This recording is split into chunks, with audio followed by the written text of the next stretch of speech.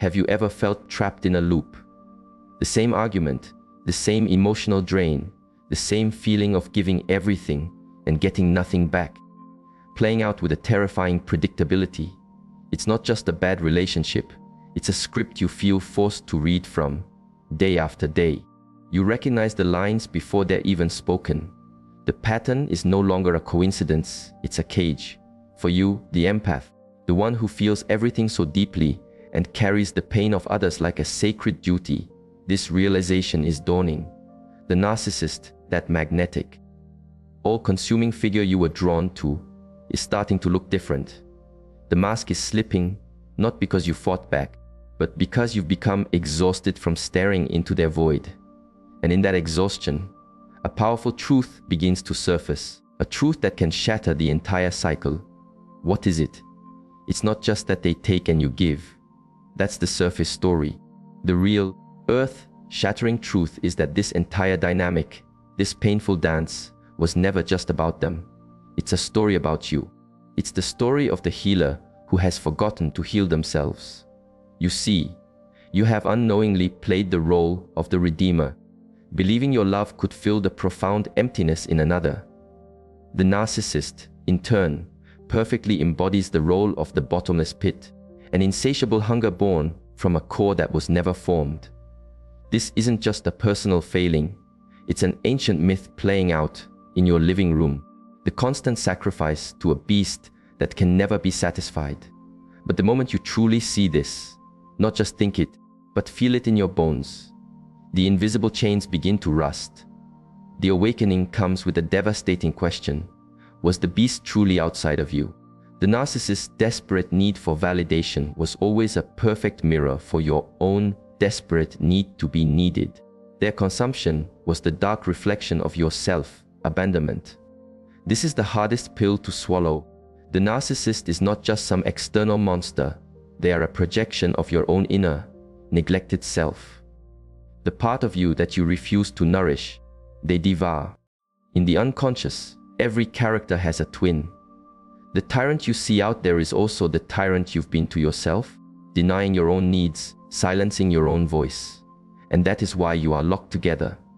Not by love, but by perfectly matched wounds. Think of those recurring dreams, the ones where you are chased down endless, twisting hallways. The pursuer might look like a lover, a monster, or a parent, but their energy is always the same. They demand, they consume, they drain. But what happens in the dream if you stop running? What if you turn and face them? The monster often shrinks, dissolving into a terrified, sobbing child. This is the key. In your waking life, when you finally stop running and see the narcissist for what they are, not a powerful god, but a deeply wounded soul, their power over you evaporates. The beast becomes pathetic. But this moment of clarity is terrifying, because in seeing their emptiness, you are forced to see your own, to realize the love you poured out was never truly received, because you never gave it to yourself first, is a psychic earthquake. It shatters the very foundation of your identity. Who are you, if not the savior? Who are you, if not the one who can endure anything? The collapse of this identity feels like a death, because it is. It's the death of a role you never consciously chose, but have played your entire life. Every myth tells us that death is followed by a journey to the underworld. And now you must descend. But this time, not into their abyss, but into your own. You must finally meet the starving child within you, the one who has been begging to be seen, begging for the same unconditional love you so freely give away. This is not a gentle process. It's a raw confrontation with the fact that you weren't just a victim in this cycle. You were a willing participant. Your refusal to claim your own worth was the fuel that kept the fire burning. The universe is relentless in its push for wholeness. It will send you the same lesson, in different bodies, over and over again, until you finally learn it. The narcissist was simply the messenger, the mirror that was held up to your face, so you could finally see your own shadow of self-neglect. And when you see it, really see it, the cycle doesn't explode, it slowly grinds to a halt. It's a quiet crumbling, a profound weariness that replaces the frantic need to fix them. You can't give anymore, not out of anger, but out of sheer, bone, deep exhaustion. The well is finally dry, and in that emptiness, a tiny seed of self-love finally has room to grow. A quiet whisper emerges. What if I am also worthy of being saved? What if I am worthy of my own care? Here, the script changes. You stop being the redeemer of another and become the redeemer of yourself. In your mind, you may see images of yourself holding an infant or finding a hidden, beautiful room in your own house that you never knew existed. In your life, this manifests as setting a boundary, as choosing silence over drama, as walking away from the theater of their needs. The narcissist, cut off from their supply, will likely erupt. They will rage, they will bargain, they will crumble. But for the first time, you will feel the fragile, warm glow of your own autonomy. This is the true end of the cycle. It isn't about destroying them or winning a battle. It's about dissolving the unconscious contract that bound you together. It's realizing both roles, the savior and the devourer, were playing out inside of you. To awaken from this dream is to see the narcissist not as your demon, but as your teacher. They were the catalyst, the harsh guide who forced you to turn around and finally claim the parts of yourself you had left behind. In this awakening, your compassion transforms. It's no longer a compulsive, self-emptying act. It becomes a stable, clear-eyed recognition that even they are trapped in their own archetypal prison. Their cruelty is a mask for their pain. Having stepped out of the dance, you can see it clearly. This was never about them. It was always a dialogue between your soul and its shadow. The end of this cycle is the beginning of you becoming whole. To become whole is to own both your light and your darkness. To understand the narcissist was not a curse, but a compass pointing you back to the labyrinth of your own heart. You, the empath who feared abandonment above all else, discover a profound truth. Love cannot be lost when it is generated from within. What was a frantic sacrifice becomes a conscious choice. The chaotic entanglement becomes clear-eyed detachment. The wheel has turned. The myth is over. And in the quiet that follows, you can finally hear, for the first time, the clear, steady voice of your own soul whispering, now you are ready to live. Not as half of a story, but as the whole. When you begin to awaken, there is a strange vertigo. The ground beneath your feet, the very story that defined your life, feels like it's dissolving. Your internal compass, which always pointed toward fixing someone else's pain, now just spins. This is a terrifying moment, because the psyche fears a void more than it fears familiar pain. To live without the constant drama of the narcissist can feel, at first, like stepping off a cliff into nothingness. But this void is sacred. It is the fertile emptiness where your true self can finally emerge. The narcissist was the dark sun your world orbited. Their gravity dictated your every move. When that pull is gone, you will feel like you're drifting, unanchored and lost in space. This drifting is essential. It is the breaking of the old orbit, the end of your dependency on a center that was never really there. The terror you feel is the terror of true freedom, because freedom demands you find a new center, one that exists inside of you. In psychology, we call this individuation, but it's not some peaceful climb toward the light. It is a chaotic descent where the ego you thought was you must die many small deaths. You, the empath, who always identified as the light bearer, must now walk willingly into your own shadows. And the shadows will speak truths you've long denied, the rage you swallowed, the boundaries you never set, the desires you called impure. These truths will haunt you. Your dreams may fill with fire and flood, with images of being trapped or suffocating. These are not signs that you are dying. They are signs that your false self is being dismantled. Let me share a dream from a patient who walked this path. She dreamt she was carrying a heavy jar of water across a burning desert. She was desperate, believing she had to get this water to others who were dying of thirst. Finally exhausted, she tripped and the jar shattered. She wept with failure, but as the water sank into the barren ground, an impossible field of flowers bloomed all around her. A voice whispered, "The water was always for you." This dream is the entire journey. It's the final, gut-wrenching realization that the life force you've been holding for others was always meant to nourish yourself first. The narcissist only holds power as long as the empath has not learned to drink from their own well. When you start to drink your own water, the narcissist will sense it and they will panic. Their supply line is threatened. The rage will escalate. The manipulation will become more frantic. But this is just the death rattle of the old dynamic. The moment you see their anger not as power, but as the desperate tantrum of a starving child, the spell is broken for good. The predator has lost its teeth. That massive shadow you feared for so long shrinks down to its true size, a hollow, unloved core. But be warned, the end of your cycle does not mean the end of narcissists. They will always exist. What changes is not the world, but your vision. You no longer see a god in them. You no longer mistake control for care. You see reality. And in that seeing, there is power. They may approach you again, but they will find no entry. The door is sealed with self-knowledge. But there will be grief. You must mourn, not the loss of the narcissist, but the loss of the illusion you clung to. You must grieve the fantasy that your love could fix someone who refuses to fix themselves. This grief is holy. It cleanses the heart of delusion. The tears you cry are not for them, but for the years you lost to the role, for the innocence that was sacrificed. And in those tears, you are liberated, because only by grieving what was lost can you be reborn. The old identity dies, and your true self emerges. Your dreams may change, showing you rising suns, solid bridges, broken chains.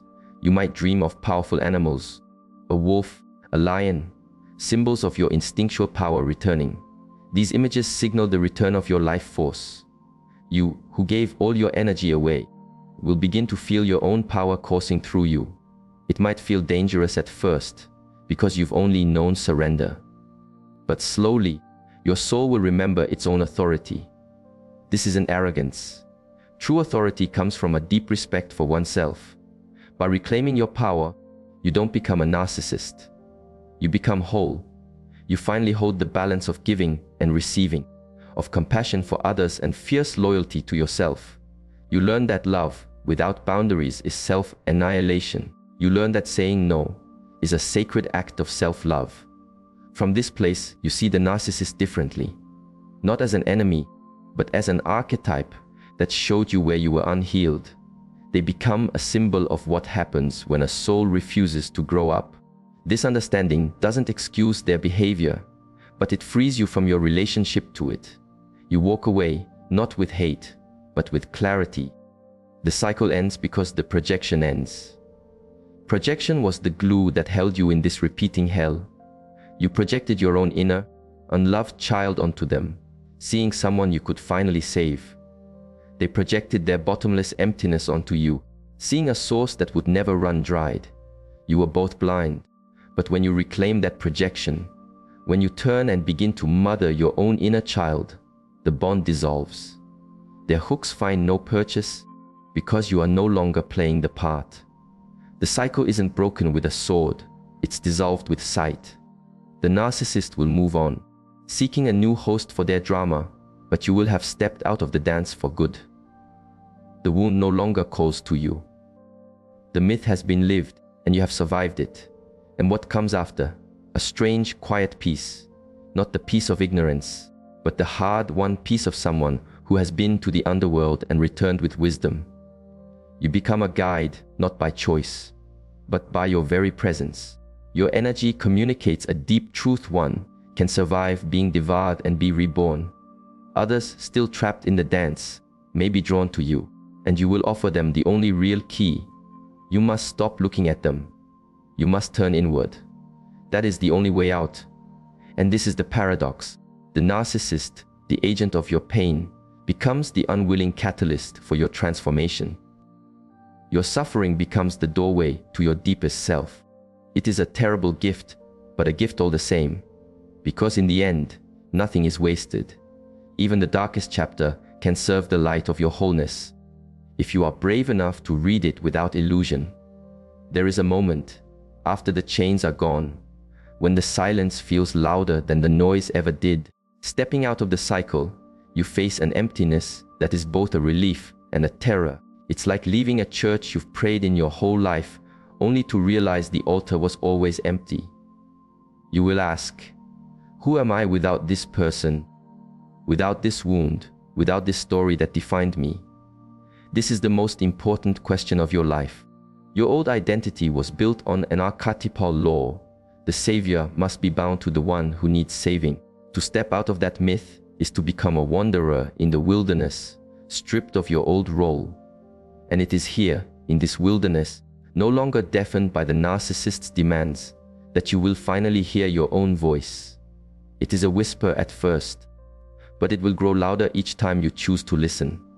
The ancient myths knew this journey. Think of Inanna, the queen of heaven, who had to descend into the underworld. At each of the 7 gates, she was forced to remove a piece of her royal clothing, a symbol of her power, until she stood naked before her shadow self. This is you after the cycle. Your titles, the healer, the giver, the good one, are stripped away, leaving only your raw, essential soul, and you must face what you find there, the unleft parts of yourself. The one who says no, the one who has fierce desires, the one who feels anger when violated. To integrate this shadow is to accept that true love is not always gentle, that compassion without strength is not holy, but a form of martyrdom. Without this integration, the unconscious will drag you back, recreating the pattern until the lesson is learned. But with it, something miraculous happens. You don't just escape the narcissist, you outgrow the need for the dynamic itself. The psychic energy that was trapped in that repeating loop is now free.